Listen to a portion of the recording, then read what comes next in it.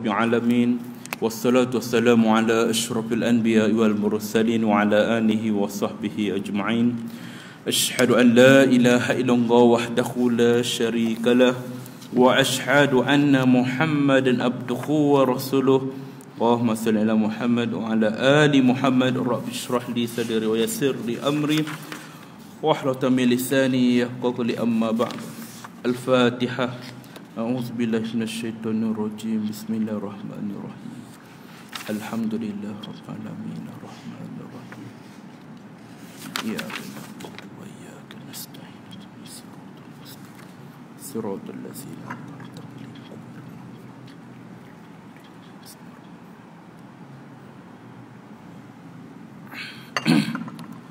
Segala puji bagi Allah Subhanahu wa taala.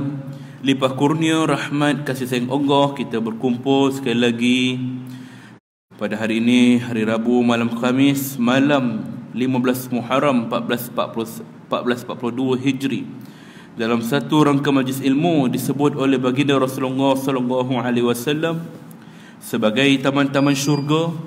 Kita bersyukur pada Allah Taala kerana masih diberikan kudrat untuk kita berjemaah, masih diberikan kita kesempatan untuk kita hadir dalam rumah Allah ini. Mudah-mudahan kesempatan ini akan terus diberikan kepada kita sehinggalah kita mati dalam keadaan mendapat redha dan rahmat Allah Subhanahu wa taala, dapat mengucap kalimah la ilaha illallah. Itulah sebesar-besar kejayaan bagi setiap manusia setelah dia meninggal dunia. Qala Allah Taala pada a'udzubillahi minasyaitonir rajim. Qul innal mauta allazi tafirruna minhu fa innahu mulaqikum thumma turadduna ila alimil ghaibi wasyahadah fayunabbi'ukum bima kuntum ta'malun. Katakanlah wahai Muhammad, sebenarnya maut yang kamu melarikan diri daripadanya itu tetaplah ia akan datang kepada kamu. Kemudian kamu akan dikembalikan kepada Allah yang mengetahui segala yang gaib dan yang nyata. Lalu dia memberitahu kepada kamu apa yang telah kamu lakukan serta akan membalasnya. Surah Al-Jumu'ah ayat 8. Satu surah, satu ayat yang menerangkan tentang tak ada orang yang boleh lari daripada maut, kematian. Maut yang kamu lari dari segi kesihatan ke, kita sakit sikit kita berubat, takut mati kan. Bukan takut mati, ikhtiar kita nak berubat. Tapi macam mana canggih pun teknologi sekarang ni, dengan perubatan moden sekarang ni, tetap akan gagal juga bila bertemu kematian. Setiap sakit ada ubatnya kecuali mati. Itulah yang disebut oleh Nabi SAW. Dan setelah kamu dikembalikan kepada Allah yang tahu segala gaib yang nyata, maknanya benda yang tersembunyi yang kita buat sorok-sorok orang lain tak nampak, kita buat seorang-seorang, ataupun benda yang jelas kita buat, maka semuanya di bawah pengetahuan Allah dan semuanya akan diberitahu semula dan Allah akan balas balik apa yang kita lakukan. Itu sebagai mukadimah kita untuk menyambung pengajian kita dalam kitab Sakaratul Maut. Bersediakah anda menghadapinya? Baik tuan-tuan yang dirahmati Allah Subhanahu wa taala, kita masih lagi membicarakan persoalan soal jawab tentang fiqhul kematian. Seingat saya last kali kita bincang tentang soalan-soalan ni dia berhenti kepada di sini tulis soalan yang ke-6. Soalan ke-6 dah selesai dah. Ni kita jawab soalan yang ke-7. Bagaimanakah dengan seorang mukmin yang meninggal dunia sedangkan dia masih berhutang kepada orang lain? Ni buat ni penting ni kan. Macam mana kita ni hidup tak ada lagi daripada hutang? Bagaimana kita kalau berhutang dengan orang lain?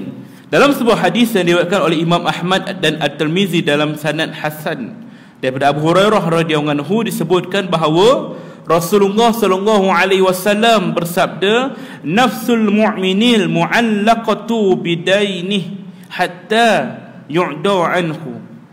Jiwa orang mukmin yang meninggal dunia akan tergantung kerana hutangnya sampai hutangnya itu dibayar oleh ahli keluarganya. Ni maknanya jiwa ni ialah roh orang mukmin tergantung Setengah riwayat mengatakan antara langit dengan bumi. Bumi tak terima, langit tak terima kan. Makna tergantung tu ialah bila seorang tu meninggal dunia, rohnya akan naik ke langit. Melalui langit pertama, langit kedua, langit ketiga dan seterusnya. Kalau orang tu buat amal yang banyak, dia ni bukan ahli maksiat, tapi nak melepasi langit pertama tu tak boleh. Kenapa? Kerana hutangnya tersangkut dia. Sampailah ahli keluarganya membalasnya, membayarnya, ya. Jika seorang mukmin berhutang pada orang lain, maka hendaklah segera dilunasi hutangnya itu. Sebab hak manusia termasuk berhutang kepada orang lain tidak sama dengan hutang kepada Allah Subhanahu Wa Taala. Kita hutang dengan Allah tak? Hutang. Contoh tak solat kan. Terlepas solat subuh, bangun pukul 9 pagi. Hutang subuh tadi tu namanya qada. Kita kena ganti balik kan. Terlepas puasa Ramadan, terbuka puasa, terbatal dan sebagainya, kena ganti balik tu hutang kita dengan Allah Taala. Ya, ini sebut hutang kita dengan Allah dengan hutang dengan manusia lain, ya. Hutang kepada manusia tidak akan terhapus di akhirat kelak kecuali setelah dilunasi di dunia ini. Maknanya kita akan tersekat dekat akhirat nanti. Tunggu bukan main lama kat padang mahsyar ni. Kenapa? Nak selesaikan hutang kat dunia dulu tak selesai lagi. Jadi kena selesaikan awal-awal kat dunia ni, baik oleh dirinya sendiri maupun ahli keluarganya. Kalau kita tak sempat, kita berharap sangat keluarga kita tahu kita berhutang, dia tolong tunaikan. Ni nanti kita syarah bab tu. Sedangkan hutang pada Allah Ta'ala, maka terserah kepada kehendak Allah, sama ada dia nak memaafkan kita ataupun tidak. Ini terserah pada kita. Ada manusia yang bawa dengan hutang yang banyak dengan Allah. Dia bukan semayang, tak semayang, puasa pun tak puasa, tapi ke akhirat Allah boleh ampunkan dia saja. Aku ampunkan dengan rahmatku. Kenapa? Kerana rahmat Allah luas, lebih luas daripada kemurkaan dia. Maknanya kalau Allah murka kita dengan dosa-dosa besar yang kita buat, dengan tinggal solat dan sebagainya, tapi rahmat Allah luas. Dia pandang apa? Kebaikan yang kita buat. Kullu ma'rufin bis sadaqah. Setiap kebaikan itu dikira sebagai sedekah.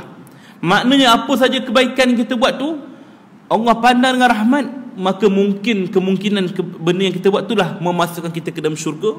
Allah ampunkan segala dosa kita kerana rahmat Allah. Itu boleh berlaku kerana sifat pengampun Allah, Ar-Rahmah, sifat Allah yang penyayang, ya. Sama ada dia maafkan ataupun tidak, terpulang pada Allah. Oleh yang demikian, kamu hendaklah segera membayar hutang dan kembalikan hak orang lain kepada pemiliknya sebelum kamu jumpa dengan Allah Azza wa Jal. Dalam hadis yang lain juga Rasulullah SAW bersabda, yughfaru lisyahid kullu zanbin illa ad-dain. Seluruh dosa dan kesalahan orang yang mati syahid akan diampuni kecuali hutang-hutangnya. Hadis riwayat Muslim. Ini syahid, tuan-tuan. Tahu orang syahid ni macam mana? Dalam Quran pun sebut, jangan kamu sangka orang syahid tu mati, sungguhnya dia hidup di sisi Allah Ta'ala, diampunkan dia dan sebagainya. Orang yang mati di medan pertempuran kerana memperjuangkan agama Allah akan diampunkan segala dosa-dosanya kecuali hutang-hutangnya. Kalau setaraf orang yang mati syahid pun hutangnya tu tak dapat menyelesaikan amalan dia tu, apatah lagi kita kan? Macam mana kita nak berhadapan dengan hutang yang kita tanggung sekarang ni? Rasulullah SAW menambah lagi, demikianlah Jibril memberitahukan kepada aku tentang masalah ini. Maknanya tuan-tuan, bab hutang ni benda yang bukan remeh. Walaupun 10 sen, 1 sen kita ambil hak orang, tunaikan, selesaikan kan? Sebab itulah kita dah jadi amalan kan? Sebelum kita nak bawa jenazah keluar, kita akan cakap, waris dia akan ke depan, saya mewakili arwah ayah saya, mak saya dan sebagainya, seandainya ada salah silap, tolonglah maafkan dia. Seandainya dia ni ada termakan, terminum, terambil daripada tuan-tuan dan perempuan, tolong halalkan. Dan jika dia ada hutang dengan tuan-tuan dan perempuan yang masih belum diselesaikan, jumpa dengan kami, sebaiknya kami mohon tolonglah halalkan. Kita bagi tahu macam tu supaya jelas, supaya tanggungan hutang tu tidak tertanggung pada semati, kita yang bertanggungjawab. Maksud tanggungjawab tu ialah bila orang tuntut, kita selesaikanlah melalui apa? Harta yang ditinggalkan oleh si mati tadi. Penting tuan-tuan ya. Kena buat. Zaman Rasulullah dulu, sahabat meninggal. Sahabat tu kita apa? Orang baik lah tu, sahabat Rasulullah meninggal berhutang. Nabi datang tanya, ada sesiapa lagi tak yang berhutang dengan dia ni? Arwah ni ada hutang tak? Jawab sahabat, ada Rasulullah, dia masih berhutang. Nabi tak nak solat dia. Nabi nak balik, tinggalkan jenazah tu sebab tak nak solat jenazah orang yang berhutang. Macam tu sekali Nabi buat, ya. Sampailah Abdul Rahman bin Auf kata, ya Rasulullah, aku jamin untuk bayar hutang untuk dia. Dia sanggup nak bayar hutang, kan. Kemudian baru Rasulullah solatkan jenazah tersebut. Hari berikutnya Nabi jumpa Abdul Rahman bin Auf, kamu dah bayar belum hutang si mati? Belum Rasulullah, sibuklah semalam, hari ni aku banyak kerja. Cepat, kata Nabi. Nabi selalu jumpa dia sampailah dia bayar. Dah Rasulullah, aku dah bayar dah. Barulah Rasulullah kata, sekarang ni barulah si mati tu tenang di kuburnya. Baru tenang, kan. Tengok betapa Rasulullah nak menjaga kepentingan bayar hutang tadi. Cuma kita sekarang ni, bila berlaku situasi tersebut, tak payahlah kita ikut sangat. Maknanya action kita, kan. Kita imam sini, bukan imam sini lah, tempat lain, kan. Imam solat jenazah, arwah ni ada hutang tak? Oh ada, kan. Banyak hutang dah ni, kan. PTPTM tak settle lagi, kan. Ulun kereta rumah tak habis lagi ni, kan. Banyak hutang dah ni. Saya tak nak solat kat dia, balik, kan. Imam action tak nak balik, tak nak solat. Jangan. Apa yang Nabi buat tu khusus pada Rasulullah saja. Makna kata benda yang Nabi buat tu kerana nak tunjukkan kepentingan tentang hutang tadi. Namun di sisi kita, tak sewajarnya imam tinggalkan orang yang berhutang, sedangkan imam pun berhutang, kan. Ketua lain, maknanya dekat sini kita kena faham bahawa Rasulullah buat kerana nak menunjukkan kepentingan tentang hutang tadi, sedangkan kita pula ialah kewajaran waris ke depan untuk maklumkan tentang hutang tersebut. Cerita, kan. Jadi sepatutnya sebelum kita solat jenazah, kita kena jumpa waris. Kalau contohnya kita ni badan khairat sini, jumpa waris, terang kat dia, lepas ni solat jenazah, awak nak jadi imam tak? Saya tak dapat, saya serahkan pada imam sini. Okey, selesai satu bab. Kemudian tanya pula, lepas selesai solat, jemput salah seorang waris untuk ke depan, bagi tahu benda-benda yang kita patut cakap. Ajar dia. Kadang-kadang orang tak tahu, orang sekarang ni, kan. Jangan kita buat macam surprise macam tu, kan. Dah habis solat jenazah, imam jadi imam ni, Assalamualaikum warahmatullahi, Assalamualaikum warahmatullahi, dah baca doa, pusing belakang, mana waris? Waris tu cengang, saya Ustaz, nak ambil mic ni, cakap, kan. Kata gamam dia, Ustaz, nak tak tahu nak cakap apa. Cakap apa? Cakap kan, sudah, dah tergamam dia, dah malu kat dia, kan. Tak tahu cakap apa, kan. Jangan mengaibkan ahli keluarga. Patut kita beritahu awal lagi. Nanti awak standby, ya, cakap. Okey.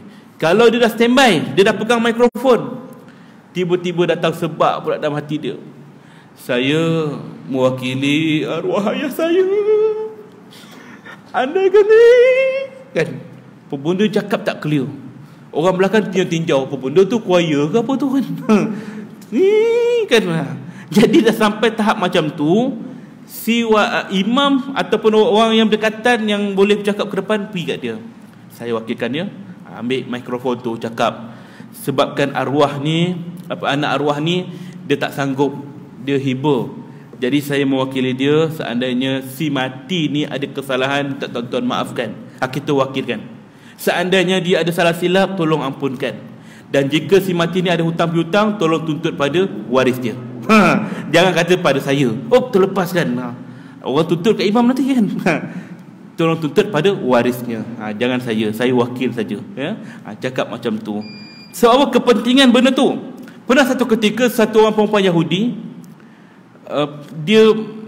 satu orang perempuan musyrik menuntut satu hutang kepada seorang sahabat Rasulullah berupa 2,000 dirham yang tidak jelas, tak ada bukti. Maka warisnya pun kata, berjumpa Rasulullah, ya Rasulullah, ini suami aku ni, bukan suami, dia wakil, ini si Polan ni mati meninggalkan 2,000 dirham sahaja pada anak dan isteri dia. Tapi dalam masa sama datang satu orang perempuan Yahudi, perempuan musyrik, dia tuntut hutang si mati ni 2,000 dirham tanpa mendatangkan bukti. Tak ada bukti pun, hitam putih, black white. Jadi macam mana Rasulullah? Nak bayar hutang dia ke, ataupun kita nak kena utamakan keluarga yang tinggalkan ni? Lalu apa kata Rasulullah? Bayar hutang perempuan tu, walaupun tak ada bukti. Maknanya Nabi nak tekankan betapa pentingnya hutang tu dibayar, sehingga kan waris tak ada sesen pun ditinggalkan. Masa betul sekali kan. Sebab keyakinan Rasulullah, rezeki itu masing-masing tetap ada. Cuma begitulah kepentingan dia, sampaikan duit habis nak bayar hutang tak ada masalah. Yang penting selesai. Macam itulah tuan-tuan. Sebab tu kita tuan-tuan, bila seorang tu meninggal dunia, benda pertama yang perlu diselesaikan adalah hutang. Setelah selesai wang untuk pengurusan jenazah dia, dia meninggal ni, duit apa pengumian dia siapa nak uruskan? Duit dia sendiri. Kalau ada waris-waris nak tolong bayarkan tu ihsan, tak ada masalah. Seandainya tak ada, guna harta si mati tu, boleh ambil sikit. Ni duit ni kita ambil 500 untuk urusan pengumian dia. Okey, boleh. Selepas daripada tu, sebelum dibahagikan secara faraid dan sebagainya, wajib selesaikan hutang dulu. Banyak orang terpandang pandang bab ni. Dia fikir bab ayah dah meninggal dah kan, ni kita harta ni kita bagi-bagikan ikut faraid. Hutang tu kena selesai dulu. Jumpa orang lain, kawan-kawan dia, ada tak arwah ni hutang ke apa ke? Dah clear dah, maknanya memang tak ada tuntut ke, semua hutang semua selesai. Okey, ni baki ada. Jadi kita bahagikan ikut faraid. Baru betul. Ni kita kelang kabut kan, nak settlekan bab faraid semua. Ni arwah tak tenteram ni selagi faraid tak selesai ni. Bergaduh adik-beradik kan. Banyak kes macam tu kan. Kerana hutang, kerana duit yang tinggal tak berapa tu, berebut adik-beradik. Pasal tanah lah, apalah kan. Jadi selesaikan dulu, ya. Kita tak payahlah cara sangat harta yang ditinggalkan orang tua kita. Duit yang kita ada ni, yang kita usaha ni lah yang kita guna. Apa yang ditinggalkan oleh orang tua kita tu adalah ihsan dia. Maknanya rezeki lah kalau ada. Jangan kerana harta yang tak seberapa tu bergaduh adik-beradik. Ramai orang macam tu kan.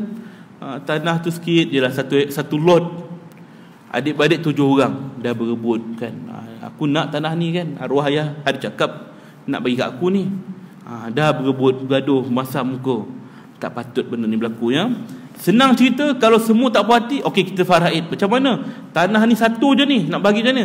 Bagi ikut faraid, okey, gadaikan. Jual tanah tu, duit tu bagi. Macam tu sedang, semua puas hati. Jadi kalau kita nak tanah tu, aku naklah tanah ni sayang. Okey, ada duit tak? Ada. Okey, bayar balik pada orang lain. Bayar ikut apa hak dia. Saya baru ni pun balik kampung. Saya baru sampai daripada Terengganu semalam. Selesaikan urusan tanah juga keluarga belah isteri saya. Itu pun ada masalah sebab pengiraan dan sebagainya. Kebetulanlah kita ni ada ilmu sikit bab bahagian tanah. Cuba selesaikan, selesai. Duit ada tak? Ada duit, bayar simpulan ni. Tak ada, gadai. Senang cerita. Tak payah bergaduh adik-beradik. Pentingnya tuan-tuan bab hutang ini, ya. Oleh itu, tulislah wasiat kepada keluargamu, bukan wasiat harta semata-mata.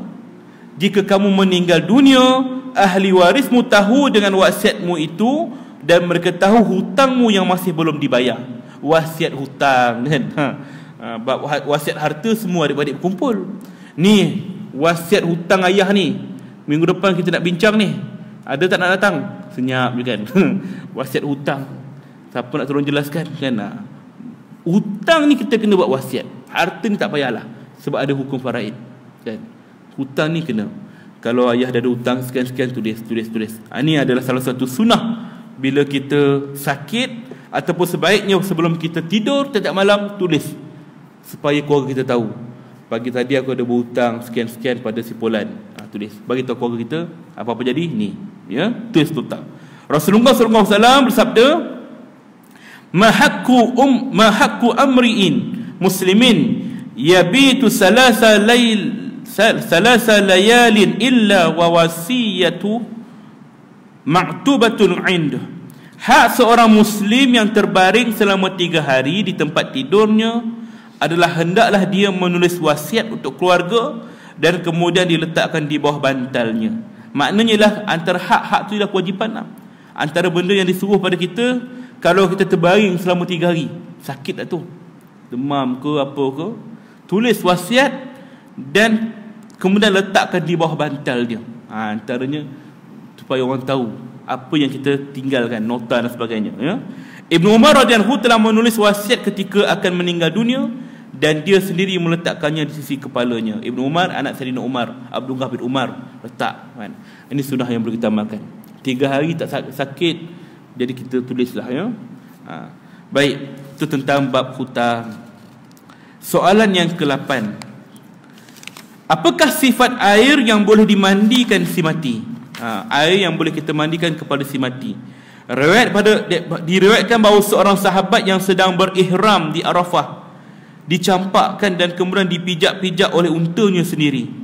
Rasulullah SAW bersabda, mandikanlah dia dengan air dan daun bidara, kafanilah dia dengan 2 helai pakaian ihramnya, dan janganlah kamu tutup bahagian kepalanya. Dalam riwayat yang lain menyebut wajahnya. Hadis riwayat Bukhari dan Muslim. Sabda Nabi, mandikanlah dia dengan air dan daun bidara, kerana keduanya dapat membersihkan tubuh mayat. Antaranya ialah air apa? Air biasalah, air mutlak. Air mutlak ni berapa jenis?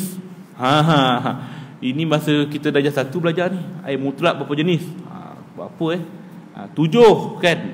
Apa dia? Air salji, air hujan, air embun, air laut, air sungai, air perigi, air mata air.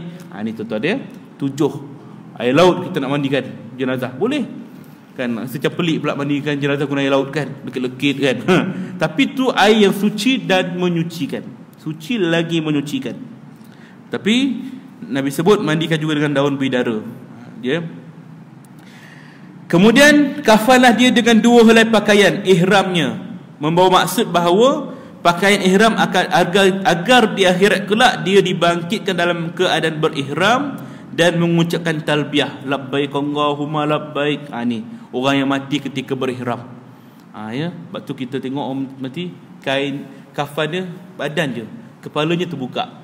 Kalau orang pergi haji Taimurah kan, haji kan, tengok akak ramai kan. Macam itulah cara dia. Dalam sebuah riwayat disebutkan bahawa orang yang meninggal dalam keadaan berihram akan dibangkitkan dari kuburnya di hari kiamat nanti dalam keadaan membaca talbiyah, labbaik Allahumma labbaik, labbaik la syarika lak labbaik, innal hamda wa ni'mata lakal hamd. Itu aku perkenankan seruanmu ya Allah, aku perkenankan seruanmu ya Allah. Ni semua ialah sebutan ataupun perkara-perkara yang kita sebut ketika kita menunaikan umrah atau haji kan, surah labbaik Allah tu sampai habis. Oleh itu kepala atau wajahnya tidak ditutup dengan kain kafan kerana dia sedang berihram, dan orang yang berihram tidak boleh menutup kepalanya. Kita tahu orang lelaki berihram tak tutup kepala, ya. Perempuan tutuplah kan macam biasa, mengikut pendapat yang kuat. Meskipun terdapat perbezaan pendapat di antara ulama mengenai hukum menutup wajah orang yang sedang berihram, itu lain-lain lah tu, ya. Tapi cerita kat sini ialah tentang air tadi. Nak mandi jenazah, yang penting ialah air mutlak, air bersih, ya. Ihram ni kalau kelah misal kata kita mati dalam keadaan biasa, ada orang bagikan ihram kan? Ni kain ihram ayah ni, boleh tak kafankan sekali? Hukumnya apa? Hukumnya harus, boleh, tapi tidak digalakkan. Sebab apa tak digalakkan? Kerana manfaatnya itu hanya sekali. Kalaulah orang tu ada kain telekung cantik, ni telekung arwah mak ni, pakaikan kat mak, boleh tak? Boleh, harus hukumnya, tapi harus yang tidak digalakkan. Kenapa tak digalakkan? Manfaatnya sekali. Bila masuk dalam kubur, dia akan mereput dan habis. Manfaatnya kat dunia je lah, nampak cantik, nampak pakai kain telekung, kain ihram, ya. Tapi kalaulah kain ihram ataupun kain telekung mak kita, ayah kita tu, kita infak kepada orang lain. Ni arwah ayah punya ni. Setiap kali orang tu pergi umrah, pergi haji, ataupun setiap kali orang tu solat pakai kain telekung tu, maka pahala dapat pada si mati, bermanfaat, dia kekal selagi mana digunakan. Maka mana lagi besar? Tentulah manfaat pada sedekah tadi, kan? Sebab orang mati ni tak ada manfaat lagi dah kain tu untuk dia, melainkan hanya tutup aurat saja. Guna kain biasa sajalah. Melainkan dia mati dalam keadaan ihram, tu lain. Pakaikan terus kain ihram tu, ya. Ini cerita. Sebab ramai orang kadang request, kita dah nak kafan ni kain ihram ayah ni, boleh tak kafan sekali? Boleh, tak ada masalah. Tapi kalau sedekah lagi bagus.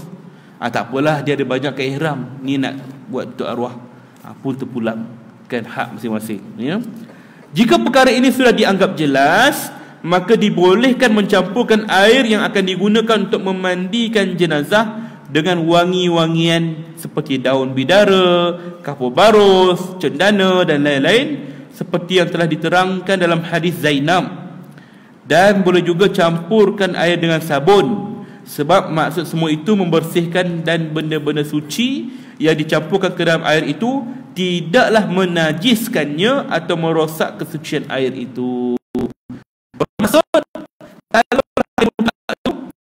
kita nak campur terus dengan garam, kapur baru, cendana, sabun biasa yang kita tahu halal suci, maka boleh, tak masalah.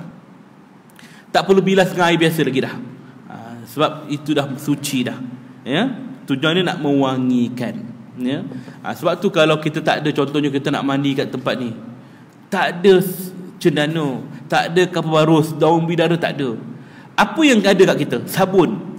Sabun ni memang benda yang senang jumpalah, beli kat kedai senang kan. Sabun tu halal, tak ada benda-benda yang haram ke, syubhah ke apa. Kita guna sabun je untuk mandikan jenazah, boleh, tak ada masalah. Macam kita mandi waktu hidup ni, pakai sabun, pakai shampoo pun dah boleh dah. Syarat dia apa? Untuk dapatkan wangi-wangian, tu sahaja. Sunnah dia pada wangi-wangian, ya. Adapun kalau ada barang-barang yang kita sebut tadi, kapur barus, cendana, air bidara, itu lebih baik. Ya, janganlah kita keliru. Kadang-kadang ada anak-anak yang nak mandikan mak, tapi tak ada barang-barang. Dia tahu mandikan tapi barang tak ada. Terpaksa tunggu orang lain datang bawa barang-barang. Rugilah. Boleh mandikan sendiri, mandikanlah. Guna sabun je. Lagi baik, ya.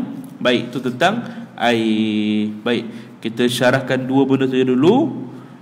Ada persoalan sebelum kita tutup, sebab kita kena berhenti sebelum isyak ke boleh? Berhenti untuk azan ke tidak? Azan juga lah. Okey, baik. Ada persoalan sebelum kita buka satu lagi tajuk? Okey, baik.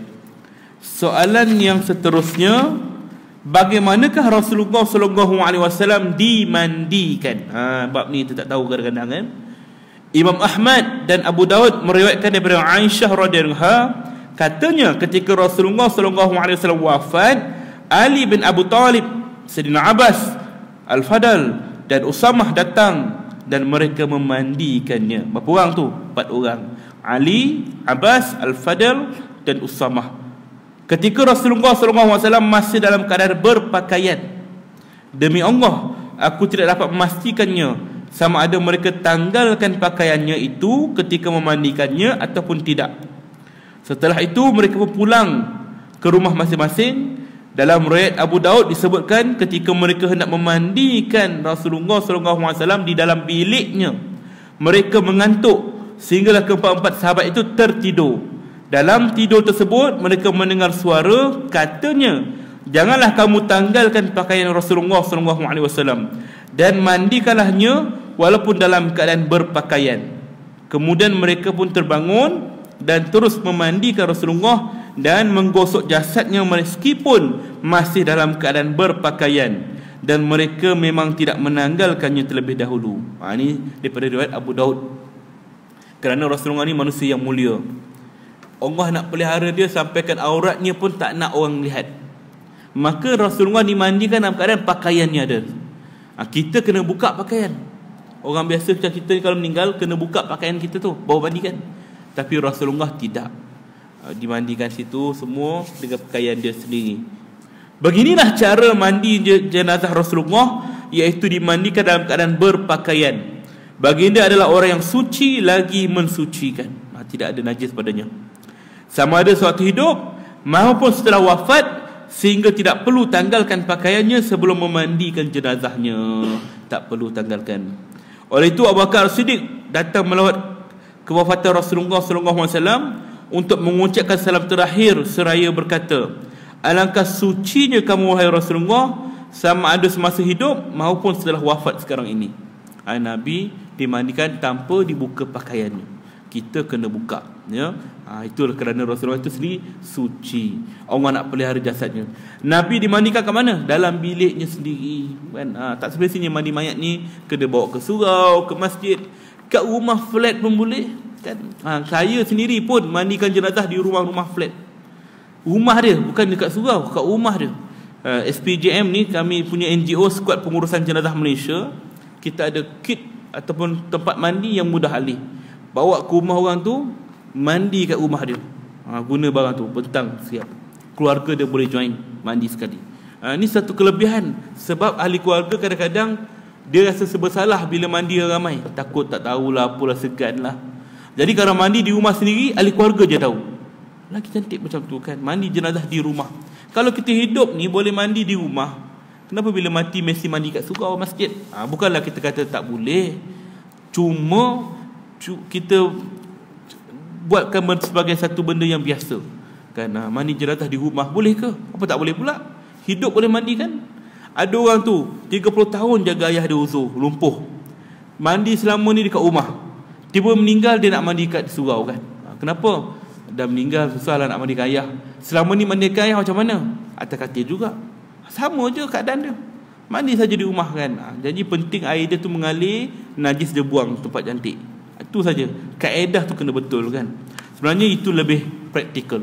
Sebab bila kita keluarkan jenazah dalam keadaan dia bersih, orang pun tengok jenazah tanpa aib, tanpa bau kan. Wajahnya pun bersih. Setelah kita dah kafan, kemas-kemaskan kafan cantik, bawa keluar dengan wangian dia, maka orang pun akan memuji-muji dia. Ya Allah, wanginya arwah ni kan, bersihnya wajah dia kan. Maka kita ni menyebabkan, menjadi asbab orang bercerita ataupun menyebut yang baik-baik pada si mati.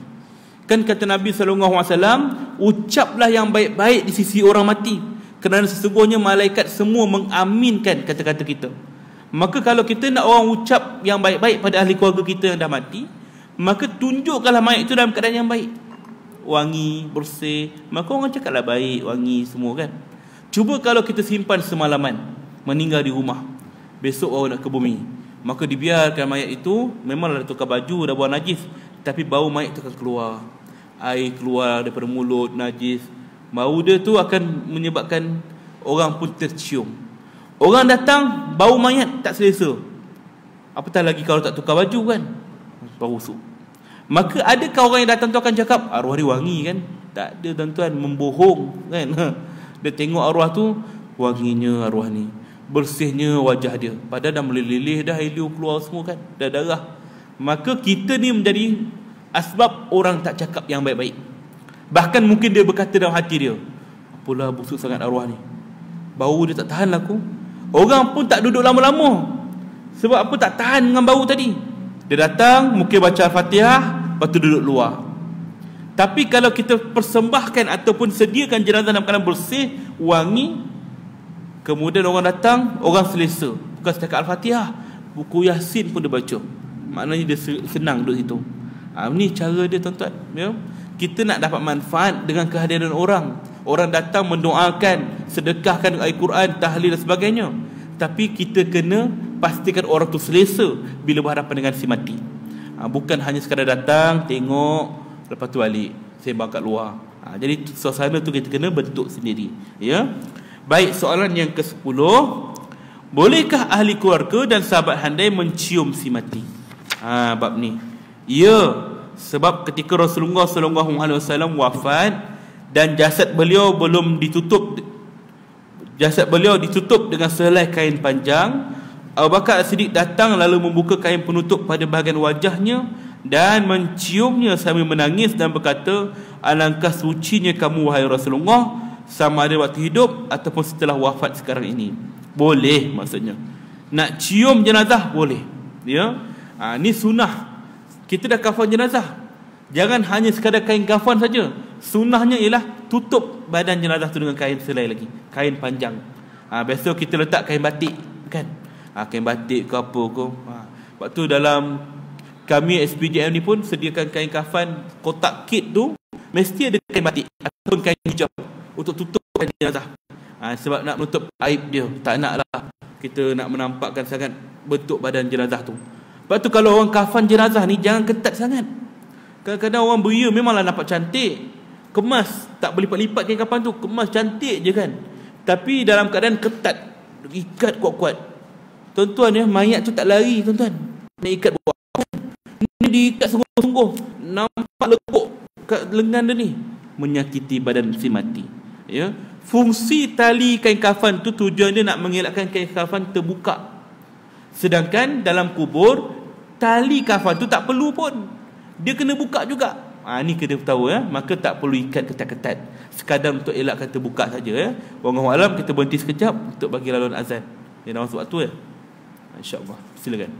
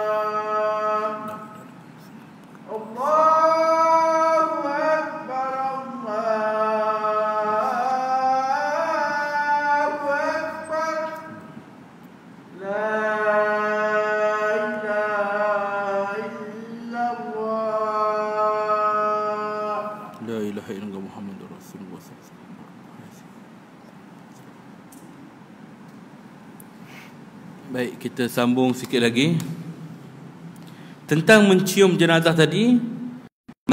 Hukumnya sunat ya, boleh cium jenazah. Kita letak kain tutup, lepas tu orang datang boleh selak, jangan tutup muka lagi, buka muka dia, apa nama orang pun cium ya. Sahabat boleh cium, keluarga boleh cium, isteri boleh cium suami, suami boleh cium isteri ya. Tapi sahabat tu mestilah yang berlainan jantina. Jangan pula ini best friend saya ni, my best buddy ni kan. Dia lelaki nak cium kawan tu perempuan kan. Kita kata boleh, asalkan lepas tu awak jadi mayat sebelah dia kan. Ya, jangan memandai ya. Macam tu juga, ni tunang saya ni tak boleh juga, sepupu saya ni tak boleh juga, sepupu yang berlainan jantina ya, tak boleh ya. Kita kena jaga bab tu, macam mana batasan waktu hidup, begitu juga batasan waktu mati nanti ya. Dan kalau mencium, tengok pada hadis yang kita baca tadi ya.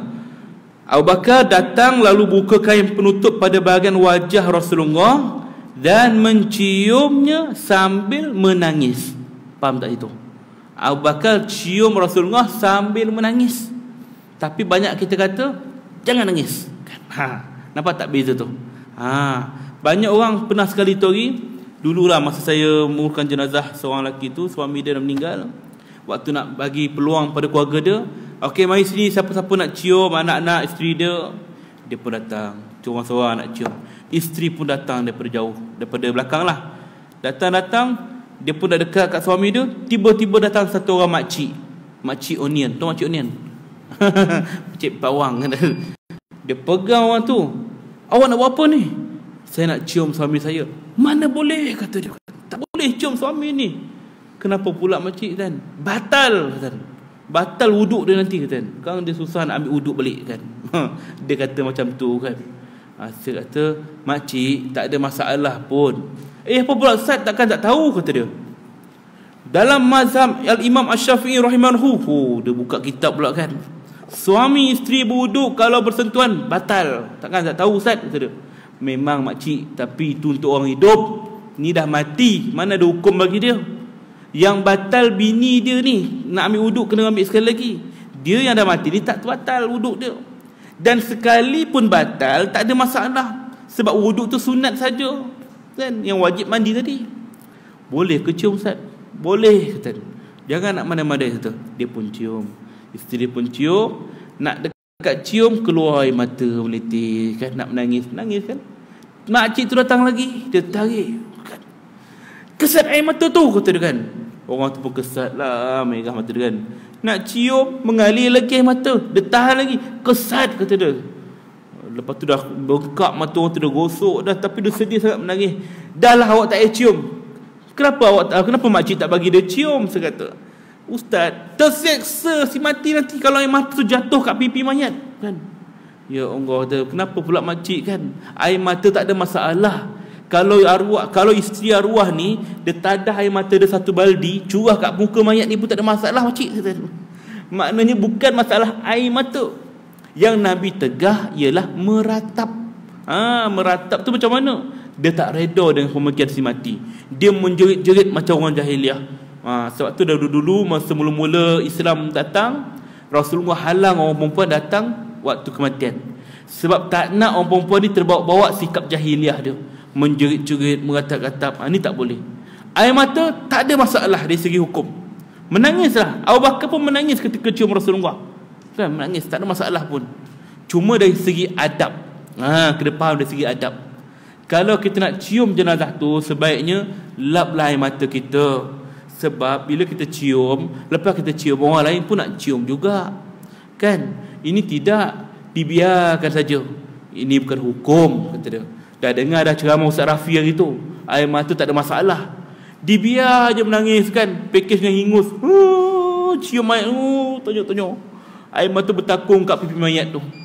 Orang lain datang nak cium juga, dia ongoh kan, langsung putus selera dia nak cium kan. Sebab ada lagi lendir-lendir mata ke, maka dia bukan adab yang baik ya. Sebaiknya lap air mata, dan seandainya tertumpah, lap saja kat pipi mayat tu, tak ada masalah ya. Bukan dari segi hukum, cuma adab kita pada orang yang kat belakang nak cium juga ya, biar wajah si mati tu bersih dan keadaan suci, orang pun tengok tenang ya. Boleh cium, tak ada masalah. Meratap tak boleh. Meratap macam mana? Dia menjerit-jerit, tak reda, menangis kan. Ni tak boleh kan. Menangis-nangis sambil tumbuk dinding masjid, tumbuk surat. Kenapa meninggal? Kenapa mati? Imam pun datang, sabarlah, tumbuk imam. Lianlah. Maknanya benda ni tak patut berlaku. Ini yang menyeksa si mati, walaupun dia tak sentuh si mati, tapi dia meratap. Ini yang tak boleh ya. Meratap boleh menyeksa si mati tadi ya. Cukup sekadar itu perbincangan kita. Kita bincang berapa tajuk tadi? 4 topik kita bincang tadi. Jadi kalau ada sebarang persoalan sebelum kita tutup, dipersilakan. Jika tak ada, kita tangguhkan ya. Tuan Haji,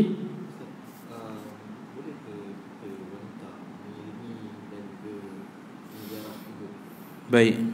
Soalan Tuan Haji kita, bolehkah seorang wanita mengiringi ataupun hadir ziarah ke kubur? Bagus soalan ni, memang jadi topik jangan. Bila orang mati, bolehkah orang perempuan ikut? Di zaman awal-awal Islam, Rasulullah tegah, jangan orang perempuan ikut. Sampaikan sahabat, ada orang perempuan nak hantar saudara dia meninggal, Nabi tanya, adakah kamu yang akan mengebumikan jenazah? Tidak. Adakah kamu yang akan turun letak jenazah ke dalam lahat? Tidak. Untuk apa kamu ikut? Lebih baik duduk kat rumah, kata Nabi. Kan? Maka dekat saat itu orang perempuan tak ikut. Sampailah satu ketika setelah Rasulullah wafat, kelihatan Sayyidina Aisyah baru balik daripada hantar jenazah daripada kubur.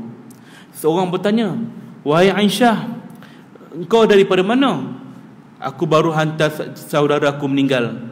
Saya pun lupa nama saudaranya itu. Baru lepas meninggal aku baru hantar. Sahabat tu bertanya, "Bukankah Rasulullah melarang orang perempuan pergi kubur?" Katanya, "Ya, dulu dia pernah melarang, tapi sekarang dia membenarkannya." Maknanya ialah apa? Larangan tu telah ditarik balik kerana asbab waktu awal-awal Islam, Nabi tahu orang perempuan ni bila datang kematian atau datang waktu kematian ataupun datang waktu ke bumi kat kubur, dia akan meratap. Ini orang jahiliah dahulu. Menjerit-jerit, meratap-ratap. Maka Nabi risau kalau misal kata benda tu berlaku di zaman Islam, takut jadi sumber hukum. Sumber hukum tu bila? Kita sekarang ni. Tengok dulu orang masa zaman Rasulullah dulu. Orang perempuan menjerit tak ada masalah pun. Maka benda ni Nabi tak nak berlaku. Kan? Maka Nabi sekat dulu sampailah Islam tu dah kuat, keimanan mereka ni dah kuat, orang Islam, orang perempuan pun dah ada sifat malu, maka Nabi benarkan kerana dia tahu orang perempuan dia boleh jaga diri dia, orang Islam kan, orang beriman. Maka dibolehkan. Cuma dari segi hukum pula, bagaimana seorang isteri bila kematian suami, boleh tak diikut suami dia, jenazah suami dia ke kubur? Tuan-tuan, bermulanya edah si isteri setelah kematian suami. Maknanya kalau meninggal je edah. Edah ni apa? Dia kena berkabung. Berkabung tu ialah tidak boleh bersosial, tidak boleh berhias, tidak boleh berwangi-wangian. Maka dia terbatas dengan hukum hakam. Maksudnya kalau wanita yang bercerai, dia kena menjaga tempoh edah dia. Dia kata 3 bulan 10 hari, 4 bulan 10 hari, ada tempoh-tempoh dia. Maka di sini seorang wanita boleh tak ikut suami dia ke kubur? Persoalannya, ya. Maka kita kena perhalusi bab ini. Dalam bab secara umum tidak boleh. Secara umumnya apa? Untuk menjaga edah tu sendiri, maka isteri sebaiknya duduk dekat rumah. Kalau dia nak tengok suami dia, suami meninggal kat hospital, lepas tu bawa ke surau nak semayang, lepas tu ke kubur, dia duduk kat rumah. Takkan nak bawa jenazah ke rumah? Kalau rumah bawah tak apa. Kalau rumah macam rumah kita ni, rumah apartmen, macam mana nak bawa jenazah naik lift kan? Kenapa isteri tak boleh keluar rumah? Kan dah menyusahkan. Islam ni memudahkan, ya. Kita kena faham edah tu sendiri, maksud dia apa, kehendak dia, matlamat dia untuk menjaga wanita tu daripada fitnah. Selagi benda tu tidak ada fitnah, maka isteri tu boleh. Sebab kalau nak bawa ke rumah susah, maka bolehlah datang ke surau, cium suami dia, kan, sudah selesai. Tak apalah, kubur biar orang lain uruskan, itu lagi baik. Tapi kalau dia nak ikut ke kubur juga pun boleh juga, asalkan tidak sampai fitnah. Maknanya dia pergi dengan keluarga dia, mungkin dengan ayah dia, adik-adik dia, dan dia tidak boleh bergaul. Suami kat situ, orang turunkan jenazah, dia pun sibuk. Orang lelaki tu rasa sibuk nak cangkul tanah, dia pun duduk tengah tu. Maka benda ni tidak patut berlaku. Dia kena duduk jauh sikit lah, ya, terlindung, supaya orang lain tak nampak dia, dan orang lain pun rasa macam, oh lawa juga isteri arwah ni kan. Kan tak elok macam tu. Duduk depan-depan, orang pun pandang isteri ni, isteri arwah. Oh, Tok Imam pun dah tergamam kan. Kan jangan tu jadi fitnah. Sabarlah ya. InsyaAllah saya boleh gantikan tempat suami awak. Kan? Macam mana kalau macam tu? Kan jadi fitnah kan? Betul ke Tok Imam? Betul, saya ikhlas. Macam mana? Bang, gali balik bang, Tuan Imam nak ganti tempat suami saya. Sudah kan. Kan, gali balik, keluarkan suami saya, Tuan Imam sudi nak gantikan tempat suami saya. Dia salah faham pula kan. Kan jadi parah macam tu. Maknanya ialah seorang isteri sebaiknya tempatnya sembunyi. So, nak ikut ke kubur boleh, dalam keadaan tidak ada fitnah. Dan tuan-tuan, edah ni juga kita kena terangkan pada isteri kita kat rumah tu nanti. Bila abang mati nanti, tak payahlah kita story sangat. Memanglah dia duduk kat rumah. Duduk kat rumah elok dah. Tapi ni telefon ni, sebar kat WhatsApp, kat Facebook, Instagram dia. 5 hari kematian suami, update status kan. Anak yang kecil tu mula bertanya, mana papa kan. Ini tuan-tuan pun dalam tempoh edah tak boleh dia update status macam tu, sebab menarik perhatian orang. Maka orang pun mula like, mula komen, sabarlah ya kan. InsyaAllah nanti dapatlah apa-apa baru kan. Kan tak elok dalam tempoh macam tu boleh menimbulkan fitnah pada orang lain, orang pandangan. Maka nasihatkan, jangan update status, jangan buat apa-apa keluhan ke apa keluhan. Tuan-tuannya jaga. Sebab itulah minta maaf cakap saya selitkan sikit isu arwah abang punya isteri tu kan. Macam mana sampai sekarang dia terbawa-bawa fitnah dia tu. Sebab di awal-awal kematian dah berani diri nak munculkan nak terima orang datang. Patutnya seorang isteri tak perlu terima pun orang lain datang, melainkan kalau perempuan ni datang pula orang interview dia masuk YouTube kan. Maka benda ni boleh mendatangkan fitnah. Isteri dalam keadaan emosi, kadang-kadang apa yang dia cakap tu dia tak tahu, dia main luah saja kan, sehingga menyebabkan hubungan yang baik akhirnya porak-poranda. Akan jadi fitnah macam tu. Patutnya tak ada interview, tak ada apa. Orang pun kena faham dia baru kematian suami. Janganlah interview walaupun dia ni artis ke, dia ni ulama ke apa, tak payah pergi rumah bini dia interview, tanya macam mana perasaan dia. Tentulah sedih. Ada orang kata saya gembira dengan kematian suami saya. Memang kena kejam lah kan. Tak payah tanyalah pasal perasaan orang yang dah mati kan. Suami awak dah meninggal, macam mana awak rasa sekarang ni? Tentu dia akan cakap sedih, sunyi dan sebagainya. Benda ni normal. Jadi sebaiknya tak perlu, bukan sebaiknya, sewajibnya jangan datang ke rumah isteri orang yang baru meninggal dunia, melainkan orang perempuan nak ziarah, keluarga dia nak ziarah, tak ada masalah. Kita lelaki tak perlu. Nak hulur sumbangan, hulur saja melalui wakil orang lain. Itulah edah. Bukan pada seorang balu, tapi pada kita keliling. Kena jaga juga tempoh edah dia, hormat ya. Okey. Sebab apa edah tu? Kerana bimbang isteri tadi mungkin dia mengandung, hamil dan tak diketahui olehnya, sehingga sampai waktu ketika tiba-tiba mengandung. Mengandung bulan? 3 bulan. Suami dah meninggal dah kan. Kan jadi fitnah. Sebab tu pentingnya orang perempuan ni menjaga tempoh edah ya, untuk mengelakkan fitnah kemudian hari ya. Wallahu a'lam bissawab. Sekadar itulah persoalan perbincangan kita. InsyaAllah kita bincang lagi tajuk yang persoalan yang ke-11. Dia ada 30 soalan lagi bab fik kematian ini di lain kesempatan. Sekadar itu saya minta maaf sebarang kekurangan, ketelanjuran masa dan kata-kata. Kita tangguh dengan tasbih kafarah dan suratul Asr. Subhanaka wa bihamdi asyhadu an la ilaha illa anta wa astaghfiruka wa atubu ilaik. Bismillahirrahmanirrahim. Wal 'asr innal insana lafi khusr illa allazina amanu wa 'amilus solihati wa tawassaw bil haqq wa tawassaw bis sabr. Assalamualaikum warahmatullahi wabarakatuh.